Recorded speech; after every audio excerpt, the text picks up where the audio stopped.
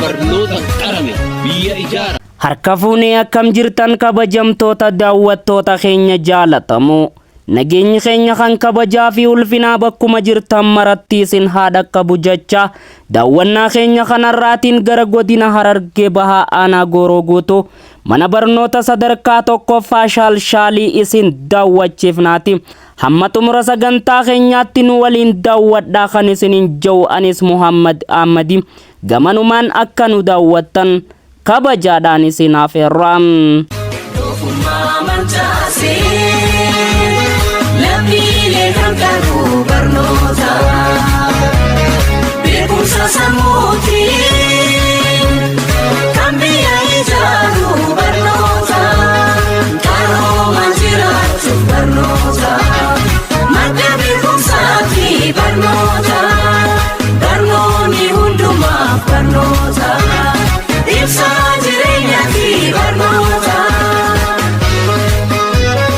Lammiin barnoota qarame biyya ijaara.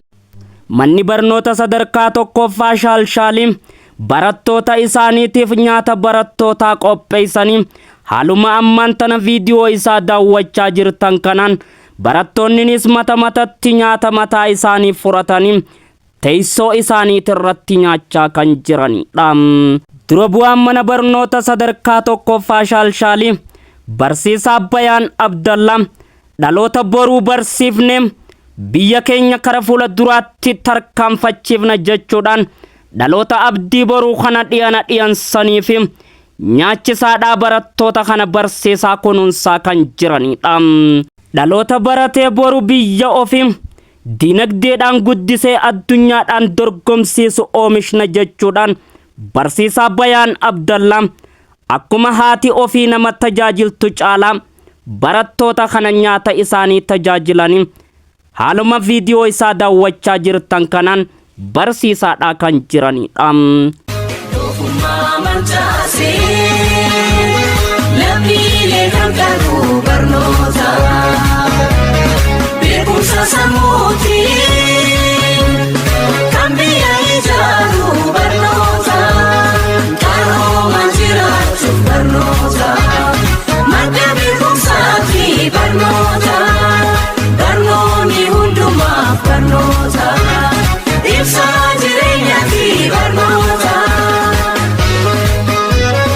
Lammiin barnoota qarame biyya ijaara. Barattoonni mana barnoota sadarkaa tokkoffaa Shaalshaaliitis haala baruu fi barsiisuu mana barnootaa isaanii irratti yaada isaanii kan nuuf laatanii jiranidha. Maqaan kiyya Iftoo Shaafisaan jedhama. Manni barumsaa keenya yakka uumama tokkummaa sadarkaa tokkoffaa irratti argama. Hayyee kutaa meeqaffaa barattaa? Kutaa afuraffaan baradha.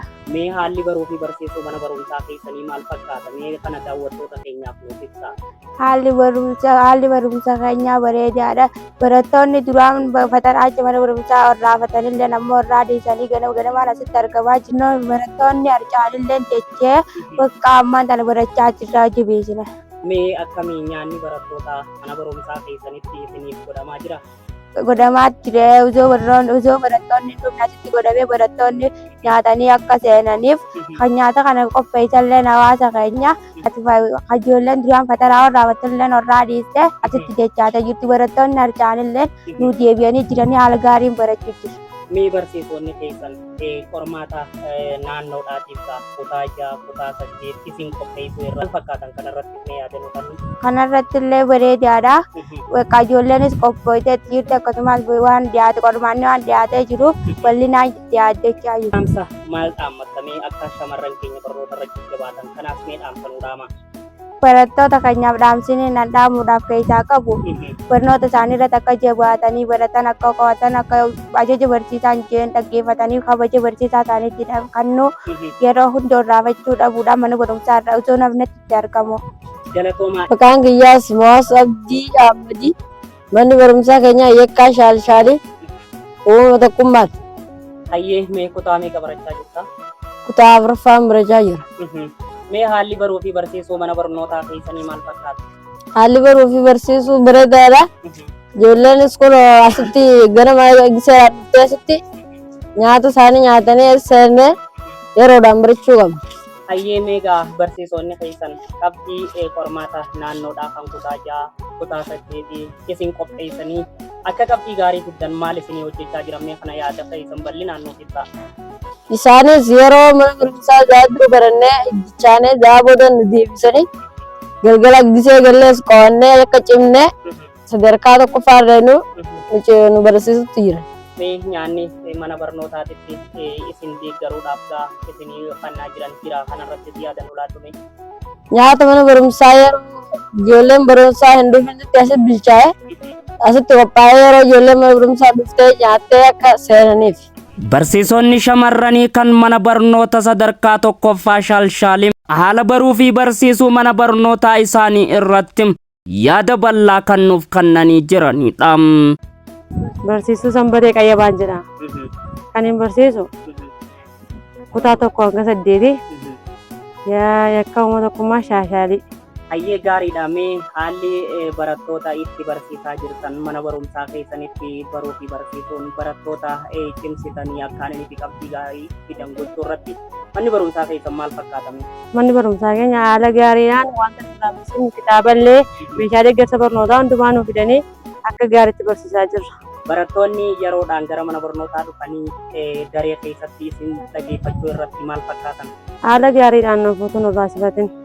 Harcaatiin barattootaa akkamii hafee jira moo mee kanarratti yaada bal'inaan nuuf ibsaa? Harcaatiin barattootaa durallee jira ture garuu egaa nyaati kun qophaa'ee fi kennamuutti ka'ee barattooti haala gaariidhaan qopheessuu haala barattoonni akka isaan itti mana barumsaatti dhufanitti mana barumsaa hawwanitti qopheessanii fidaa. Dubartoonni mana barnoota sadarkaa tokkoffaa Shaalshaaliitti nyaata barattootaaf yeroo mara godhanis yaada isaanii akkatti aanutti kan nuuf laatanii jiranidha. Maqaan kiyya Musliimaa Gagginaan jedhama. Manni barnootaa yakkaa Shaalshaalii darjaa akka uummata tokkummaati. Barattoota keenya akkamitti nyaata kana daleessitanii fi nyaata barattootaa kana nyaachisaa jirtan mee kanarratti bal'inaan yaada nuuf laadhaa. Nyaata ganama akka isaan seenanii nuti seennee goonee nyaata kana kun akkana nyaachisuu jira. Harcaatiin barattoota eega kana nyaasin godhuu jammarree harcaatiin takka hin jirtu jechuudha. Ganama nyaata kana asi goonaa kun akkana nyaatanii ganama ijoolleen inumaa dhugatteeti ganama suyii asitti argamti jechuudha. Barsiisonni mana barnootaa yeroo isin nyaata kana barattootaaf daleessitan hangam takka isin deeggaraa jiru? Nu deeggaraa jiran. Barsiisonni nu deeggaraa jiranii waan nuti goonu kana kun akkanatti illee wajji buusaa jiranii nu deeggaraa jiran. Dura bu'aan mana barnoota sadarkaa tokkoffaa Shaalshaalii barsiisaa Bayaan Abdallam haala baruu fi barsiisuu mana barnootaa isaanii irratti fi akkaataa barattoota nyaata itti qopheessanii fi nyaachisaa jiran irratti yaada waliigalaa kan nuuf kennanii jiranidha. Maqaan kiyya Bayaan Abdallaatiin jedhama. Dura bu'aa mana barumsaa yakkaa Shaalshaalii kanaa. Adeemsi haalli baruu fi barsiisuu mana barumsaa keessanitti deemaa jirtan maal fakkaatame? Adeemsi baruu barsiisuu haaluma qajeelfamoota biiroo barnoota Oromiyaatii kenname kan hundarra dhaabbanne yeroo hunda sanuma irratti hundaa'uudhaan waan dhufurratti hundoonee sanii wajjin wal jala buunee baruu barsiisuun haala kanaan deemaa jiru. Gaariidha. Meegaa nyaata barattootaa isinii nyaachisaa jiru isin argine nutis mee barattoota kanaaf nyaata kana akkamitti qopheessitanii akkanatti nyaachisaa jirtan mee kanarratti bal'inaan yaada nuuf ibsaa. Barattoota kana akkatti nyaachisaa jirru nyaanni kun hawaasaaf dhiyeessa. Hawaasni gareegareedhaan gandarra uummatarraa sassaabeeti nyaata barataa kana nu dhiyeessaa jechuudha. Akkasumas namoonni godhan kun gandaan gareegareedhaan wal ramadanii dhufanii asirra godhanii fi nyaanni kun barataa kanaa dhiyaachuu danda'a jechuudha. Barattoonni asirra nyaatummaa barataa 555 nyaataa jechuudha mana barnootaa kanarratti. Bura boruu dabalatee barattoonni 555 asirratti nyaata barataa kana nyaatanii jechuudha. Harcaatiin barattootaa eega manni barnootaa kun nyaata nyaachisuu eegalee maal fakkaattimee hafee jira moo qabdi? Harcaatii barattoota caalaa qorraatiin hafe. Duraan ni qorraafataa amma faxaraas yaadu dhufeeti asi faxaraa jechuudha. Nyaanni barataa duraan nyaata kana mootummaan qorannoodhaan gaggeessee waan qorannoodhaan hundaa'ee jechuudha. Nyaanni barataa faayidaa qabaachuu isaa wanni irra garee nuti harcaatiin hin jiru. Barataan taa'ee sirnaan barnoota hordofaa daree guutuu bahaa jechuudha. Akkuma ati garteessan jechuudha. Kanaaf harcaatii barataatiif miti asumattuu turtii barataatiif barataan as keessaan bahu jechuudha. Eega qoonqoo isaa nyaate as turu badha. yoo nuti gabbaa jenneen as keessaa ofirraa oofne hangas takka ta'a jechuudha.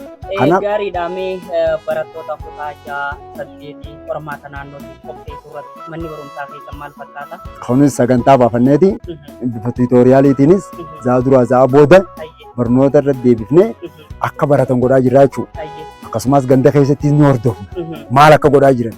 TikTok fi Facebook fi kanaan waan akka nu hordofne ijoollee warra isaaniitti maatii isaanii yaamne gorsaa jirra.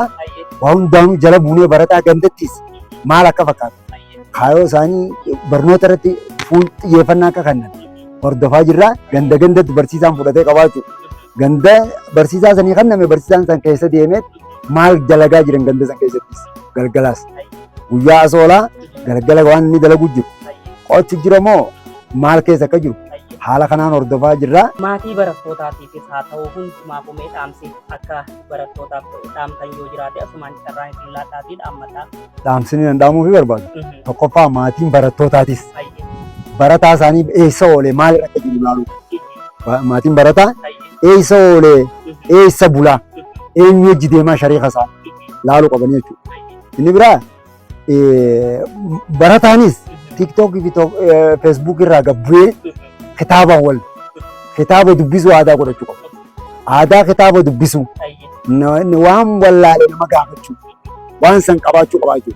Fakkeenyaaf amma namni baratee ganda keessa taa'u hoddu nama kana dhiyaatee waa gaafachuu danda'u. Kanarratti xiyyeeffannaa guddaa kanneen namni hundinuu bakka hundaa irra duullee wanni jijjiiramne hin jirtu kanaan dhaamaaf jechuudha hawaasaa fi barattoota hundaa'u. Wanni akka hanqinaatti osoo nuuf furame jettanii yoo jiraates asumaan dabalachuu dandeessanii. Wanni akka hanqinaatti osoo nuuf furame jiru tokkoffaa kitaabileen baruu barsiisuu baay'ina barataatiin nu ga'ee jira. Akka biiroo barnoota Oromiyaatiinis kanaan daddafee hatattamaan akka nuuf furamuu barbaada.